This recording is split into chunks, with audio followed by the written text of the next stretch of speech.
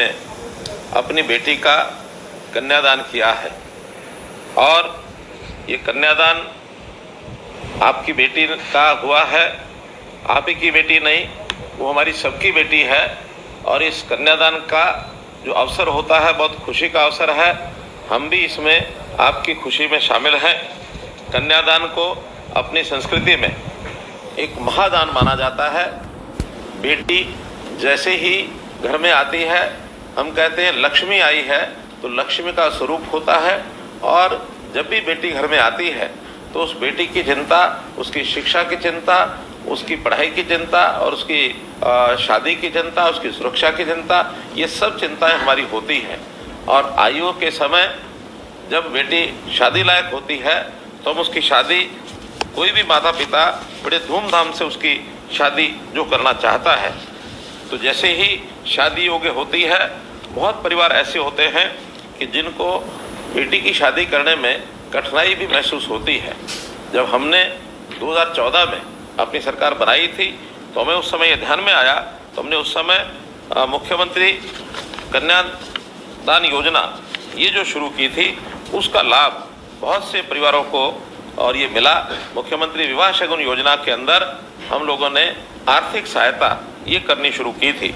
और मुझे बताते हुए आपको ये प्रसन्नता हो रही है कि पिछले 8 सालों में लगभग 2,58,000 कन्याओं के विवाह हुए जिनमें हमने शगुन डाला है।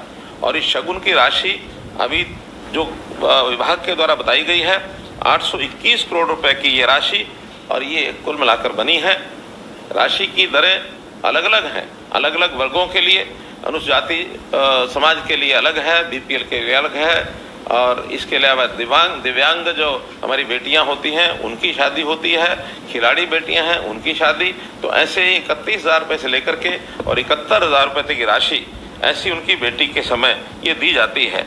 ये लाभ पहले केवल 2 बेटियों के लिए दिया जाता था, लेकिन अब परिवार में सब बेटियों के लिए ये लाभ दिया जाता है।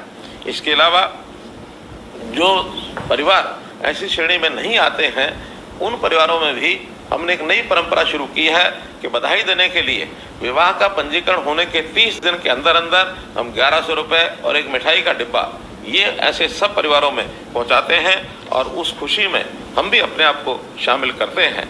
मैं ये भी बताना चाहूँगा कि पहले विवाह शगुन की राशि ये लेने के लिए लोगों को जो दफ्तर होते थे हमारे समाज कल्याण विभाग के, उसके बहुत से चक्कर काटने पड़ते थे और महीनों महीने ये जो राशि है मिलती नहीं थी। लेकिन हमने इसको प्रोएक्टिव किया है, और प्रोएक्टिव करने के बाद शादी के समय जैसे ही शादी ई-दिशा गवर्नमेंट का जो पोर्टल है, उस पोर्टल पर आवेदन ऑनलाइन जैसे करते हैं, तो उसकी जो शगुन की राशि है आवेदक के खाते में ये तुरंत पहुंचती है, जिससे माता पिता को शादी में जो खर्च हुआ है उस खर्च में उसको मीट आउट करने के अंदर उसका सहयोग होता है। बेटियां हमारे परिवार की शान हैं। ये भी हमको ध्यान में है कि एक समय था कि जब हरियाणा को बेटियां मारने वाला प्रदेश भी जाना जाता था। यहाँ पर जेंडर रेशो ये बहुत कम होती थी। प्रधानमंत्री जी को भी 2014 में शासन में आते ही इसकी चिंता हुई, और उन्होंने बेटियों को कैसे बचाया जाए, कैसे उनको पढ़ाया जाए, ये अभियान जनवरी 2015 में हरियाणा से ही पानीपत की धरती से शुरू किया था। यहाँ के समाज को एक आह्वान किया था, एक अपील की थी कि हमें अपनी बेटियों को मारना नहीं, बेटियों को बचाना है। और उस अभियान के बाद सरकार के सभी डिपार्टमेंट्स वो एक्टिव हुए, समाज में भी एक चेतना आई, परिवारों में भी चेतना आई, और बेटियों को जो पहले बोझ माना जाता था, बेटी के पैदा होने पर भी तो खुशियाँ मनाई जाने लगी। जो कुछ इस प्रकार के परिवार थे, गर्भ में ही बेटियों को मारने के लिए विभिन्न प्रकार के और वो प्रयोग करते रहते थे, उनके ऊपर भी सख्ती की गई। कुछ हमारे जो अल्ट्रासाउंड करा करके और कई जगह क्लिनिक डॉक्टर्स पर भी इस प्रकार का जो कुकृत्य किया जाता था, उनके खिलाफ भी बहुत सख्ती ये उपयोग की गई। और परिणाम स्वरूप जो हमारा जेंडर रेशो था, जन्म दर जो लिंग अनुपात जो बढ़ करके 2014 में 851 से और हमारे यहाँ अभी 923 भी ये जेंडर रेशो टच कर गया है। बहुत बड़ी प्रसन्नता इस बात की है कि अब बेटी को घर में बोझ न मान करके, बल्कि उसके जन्म पर भी बेटों के जन्म की तरह खुशियां मनाई जाती हैं, कुएं पूजन होते हैं, छत पर चढ़ करके थाली भी बजाई जाती है। बेटियां भी उतना ही एक प्रकार से प्यार पाती हैं जितना बेटे पाते हैं। ये इसके अंदर समाज का जो योगदान है मैं उसकी भी सराहना करता हूँ। हमारी पंचायतें, हमारी खाप पंचायतें, हमारे NGOs, हमारे जो बड़े बुजुर्ग, ये भी उस अभियान में जुटे हैं। धापा ताई नाम का जो कार्यक्रम हमने शुरू किया उसका भी अपने आप में एक बहुत बड़ा लाभ इसमें हुआ है। तो इसके लिए मैं समाज के सब लोगों को बहुत बहुत बधाई देता हूँ। एक कार्यक्रम प्रधानमंत्री जी ने भी जिसकी सराहना की वो था सेल्फी विद डॉटर्स। तो एक कार्यक्रम जो हरियाणा से शुरू हुआ, न केवल देश में बल्कि अंतर्राष्ट्रीय स्तर पर भी उसको ख्याति प्राप्त हुई। अपने अपनी बेटियों के साथ सेल्फी खींच करके और लोगों ने संग्रह करने शुरू किए, तो इसका बहुत बड़ा एक लाभ हुआ है। इसी प्रकार हमने एक जो पहले से योजना चल रही है, आपकी बेटी हमारी बेटी, इस योजना के अंतर्गत बेटी का जब जन्म होता है उस समय 21,000 रुपया उसके खाते में ये हम डालते हैं।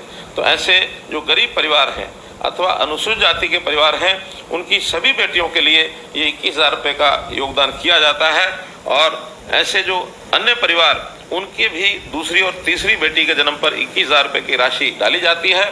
भारतीय जीवन बीमा निगम के अंतर्गत इस स्कीम को वहाँ जब पैसे जमा होते हैं, 18 वर्ष की आयु होने के बाद ये 1 लाख रुपया बेटी जब शादी योग्य हो जाती है उस समय ये पैसा वापस मिलता है। तो परिवार के लोगों को इसकी भी एक प्रकार से सुविधा होती है। प्रधानमंत्री जी ने एक नई योजना सुकन्या समृद्धि योजना ये शुरू की, जिसके अंतर्गत 0 बैलेंस खाता बेटियों के नाम से खुलता है और वो 250 रुपया या इससे ऊपर वर्ष भर में जितनी राशि जमा कराना चाहें वो करा सकते हैं। इस राशि पर 8% का चक्रवृद्धि ब्याज ये भी मिलता है, साथ में जुड़ता है। और ये राशि जो ब्याज की इसके में लाभ होता है उसको 80G के अंतर्गत आयकर से भी छूट मिलती है। बेटियों को बड़ा होने के पर पढ़ाई की चिंता भी हम करते हैं। पढ़ाई की चिंता में हमने पिछले वर्षों में हरियाणा में 72 नए कॉलेज जो खोले, उन 72 नए कॉलेज में 41 कॉलेज केवल लड़कियों के लिए थे। लड़कियों की शिक्षा हर 20 किलोमीटर के अंदर एक कॉलेज अवश्य होना चाहिए। इस योजना में उनके पढ़ाने की जो हमारी योजना थी उसमें बहुत बड़ी सफलता मिली और लड़कियां पढ़ लिख करके आज हर क्षेत्र में आगे बढ़ रही हैं। वो विज्ञान का क्षेत्र हो, वो शिक्षा का क्षेत्र हो, वो कला का क्षेत्र हो, वो व्यवसाय का क्षेत्र हो, वो चाहे सेना में भी महिलाएं जाने लगी हैं। खिलाड़ी इस नाते से तो बहुत बड़ी संख्या में हमारी बेटियां वो आगे बढ़ रही हैं। तो इस प्रकार से बेटियों का योगदान ये बेटों से कम नहीं है। तो इस प्रकार हम लोग आगे बढ़ रहे हैं। हमने पढ़ाई के समय ITI में जाने वाली बेटियां, उनको भी मासिक वजीफा ये शुरू किया है। और जो बेटियां कॉलेज में पढ़ती हैं उनके लिए MA क्लासेज यानी पोस्ट ग्रेजुएट तक सब बेटियों की फीस माफ़ी ये भी हमने की है, चाहे वो सरकारी कॉलेज में पढ़ती है अथवा प्राइवेट कॉलेज में पढ़ती है। पोस्ट ग्रेजुएशन तक किसी बेटी की कोई फीस नहीं लगती है। हमें इस सारे विषय को आगे बढ़ाते हुए बहुत प्रसन्नता हो रही है। और इन बेटियों को जब यातायात के लिए यानी पढ़ाई के लिए अथवा अन्य किसी काम के लिए यातायात के लिए जाना पड़ता है तो 150 किलोमीटर तक की यात्रा इनको मुफ्त में इनको पास जो है वो मिलता है। तो ऐसे हमारी जो यात्रा परिवहन सुरक्षा इसके लिए रोडवेज की 211 महिला बसें ये स्पेशल चलाई गई हैं। बेटियों के लिए स्वास्थ्य शिविरों का भी हम आयोजन करते हैं ताकि उनका स्वस्थ शरीर उनका स्वस्थ रहे।